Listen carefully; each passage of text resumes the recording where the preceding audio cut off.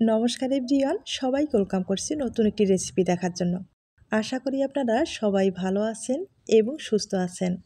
আজকে শুধুমাত্র চাল ডাল দিয়ে একবারে সাদামাটা একটা হেলদি পিঠা রেসিপি নিয়ে আসলাম। পিঠাটা খেতে হবে দুর্দান্ত, কোনো রকম ঝামেলা ছাড়া একবারে সহজ উপায়ে পিঠাটা তৈরি করা যাবে। তাছাড়া এই পিঠাটা আপনারা সংরক্ষণ করেও খেতে পারবেন। পিঠাটা খেতে ভীষণ ভালো হয়, আপনারা না খেয়ে থাকলে ট্রাই করতে পারেন। প্রথমে চাল ডালটা কিন্তু সমান পরিমাণে নিতে হবে, তাহলে পিঠার স্বাদটা কিন্তু অনেক বেশি পাওয়া যাবে। আমি চাল ডালটা সমান পরিমাণে ব্যবহার করলাম।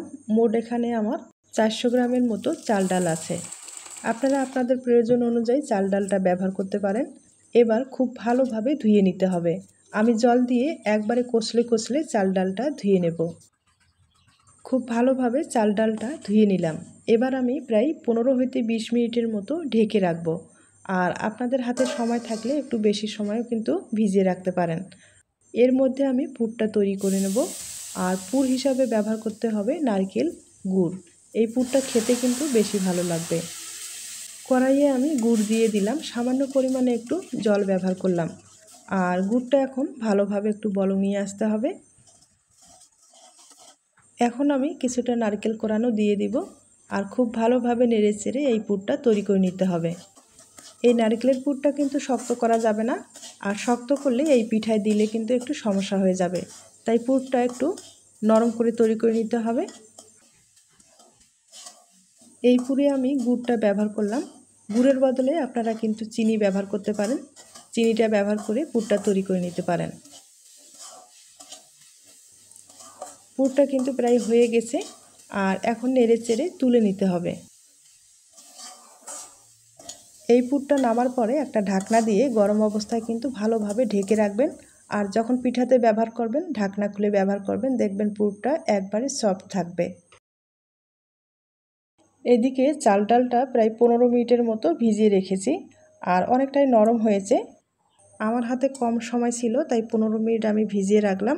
তবে আপনারা আধা ঘন্টার মতো ভিজিয়ে রাখবেন, তাহলে চালটা ভালোভাবে ভিজবে এবং পেস্টটা তৈরি করতে সুবিধা হবে।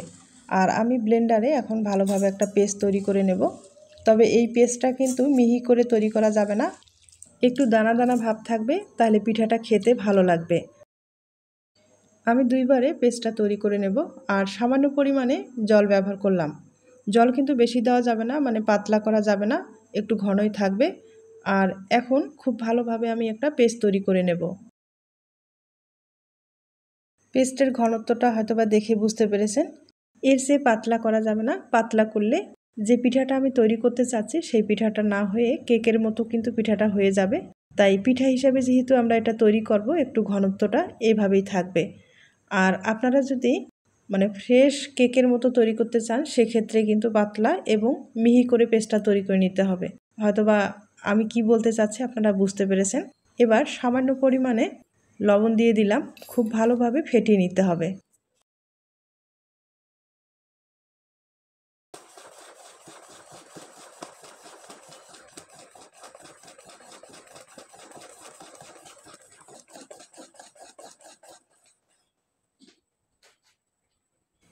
এবার এখানে আমি 2 চামচ ময়দা ব্যবহার করব। আর ময়দার বদলে আপনারা কিন্তু আটাটা ব্যবহার করতে পারেন। 4 চামচ দিয়ে আমি কিন্তু 2 চামচ ব্যবহার করব, এর চেয়ে বেশি ব্যবহার করার দরকার নেই। আর এখন খুব ভালোভাবে আবারও ফেটিয়ে নেব।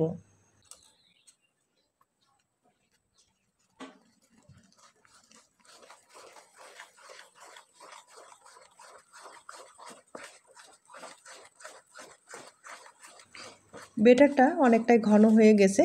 এবার হাত দিয়ে খুব ভালোভাবে আমি ফেটিয়ে নেব।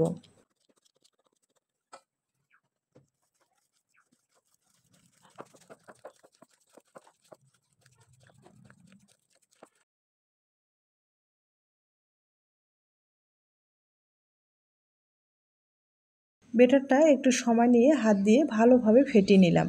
আর হয়তোবা দেখে বুঝতে পেরেছেন ব্যাটারটা কীরকম হয়েছে। তবে আবারও বলছি, ভিতরে কিন্তু অনেকটা দানা রয়েছে, তাই এই দানা থাকলে পিঠাটা খেতে কিন্তু ভালো লাগবে। আর এখন যেটা করতে হবে, এখানে একটা ইনো দিয়ে দিব। আপনারা চাইলে বেকিং পাউডার ব্যবহার করতে পারেন।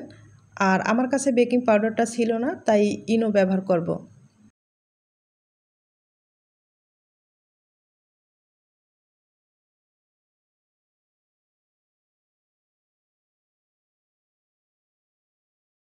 এবার ইনোটা অ্যাক্টিভ করার জন্য এখানে সামান্য পরিমাণে জল ব্যবহার করলাম আর খুব ভালোভাবে মিশিয়ে নিতে হবে।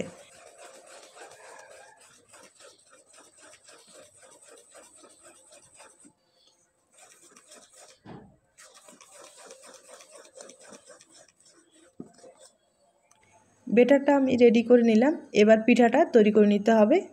তার জন্য একটা ছিদ্রযুক্ত প্লেট লাগবে আর আমি 2টা কলার পাতা নিচে কিন্তু দিয়ে দিলাম।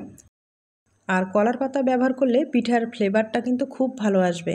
আপনাদের কলার পাতা থাকলে কলার পাতা কিন্তু নিচে এভাবে দিয়ে দেবেন। কলার পাতা অবশ্যই তেল লাগিয়ে নিতে হবে। আমি অর্ধেক বেটারটা এভাবে দিয়ে দিলাম।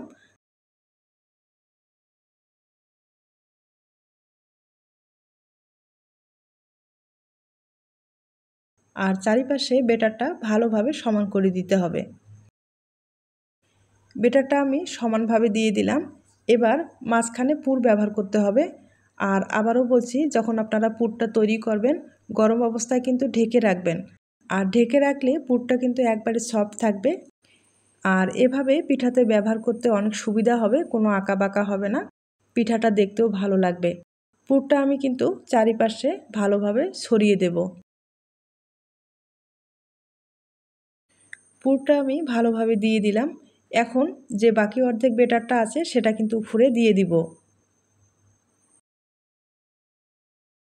আর এই বেটারটা যেহেতু একটু দানা দানা ভাব আছে, তাই প্লেন কিন্তু যে মানে সমানভাবে সেটা হবে না। আর যখন আপনারা এটা ভাপিয়ে নেবেন তখন কিন্তু পুরোটাই কাভার হয়ে যাবে, কোনো সমস্যা হবে না। আর তখন পিঠাটা দেখতেও কিন্তু ভালো লাগবে। আর যেটুকু বেটার আছে সবগুলো কিন্তু আমি এভাবে দিয়ে দিব।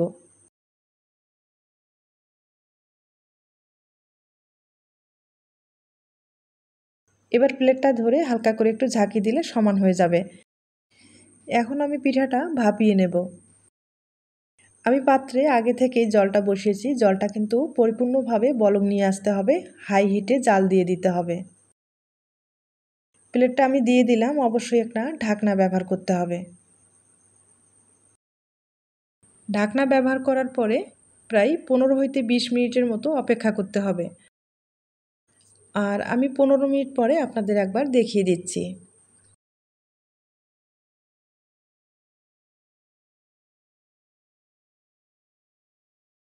15 মিনিট হয়ে গেছে, দেখতে পারছেন পিঠাটা কিন্তু কতটা ফুলে গেছে। এখন যেটা করতে হবে, আমি কিন্তু একটু দেখার সৌন্দর্যে এখানে কিছুটা নারকেল কোড়ানো দিয়ে দিব। তবে আপনারা চাইলে স্কিপ করতে পারেন। আর নারকেল কোড়ানোটা দিলে পিঠাটা দেখতে কিন্তু ভালো লাগবে। এবার ঢাকনা দিয়ে দিতে হবে।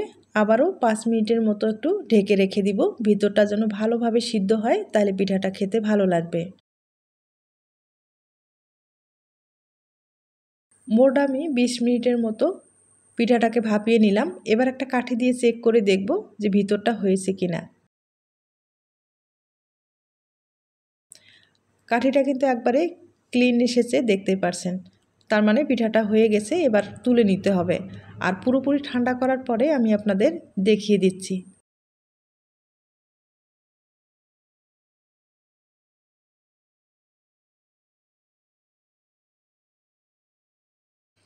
পিঠাটা আমি পুরোপুরি ঠান্ডা করে নিলাম। আর এখন পিঠার সাইডের অংশগুলো একটু ছুরি দিয়ে ছাড়িয়ে নিতে হবে।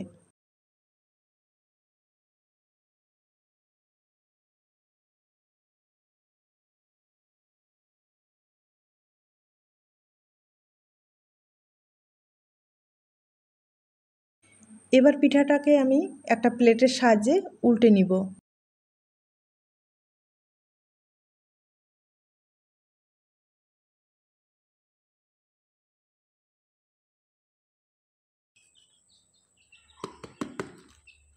এবার প্লেটটা খুব সাবধানে কিন্তু তুলে নিতে হবে। আর হয়তোবা দেখেই বুঝতে পেরেছেন কতটা সুন্দর হয়েছে। কালারটাও খুব ভালো এসেছে।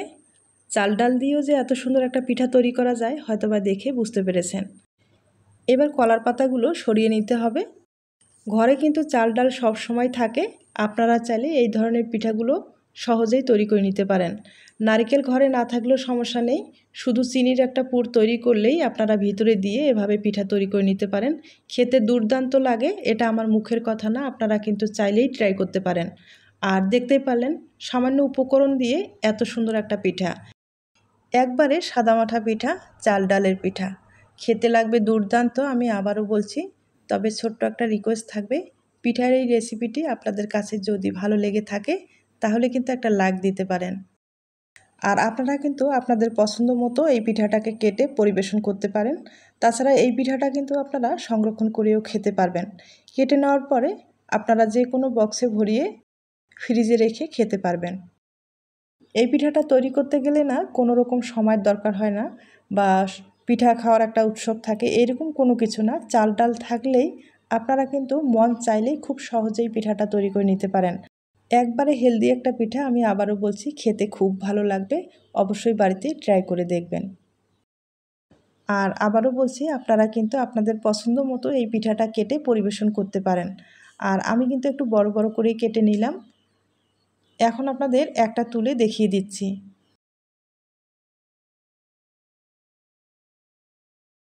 পিঠাটা যখন আপনারা তৈরি করবেন আপনারা নিজেরাই অবাক হয়ে যাবেন যে চাল ডাল দিয়েও এত সুন্দর পিঠা তৈরি করা যায়। আর পিঠাটার ভিতরটা দেখতেই পাচ্ছেন কতটা সুন্দর হয়েছে। এখানে কিন্তু কিছুই বলার থাকে না। তাহলে আজ এ পর্যন্ত, নতুন কোনো রেসিপির সাথে আবার দেখা হবে। সবাই ভালো থাকবেন, সুস্থ থাকবেন এবং নিরাপদে থাকবেন। নমস্কার।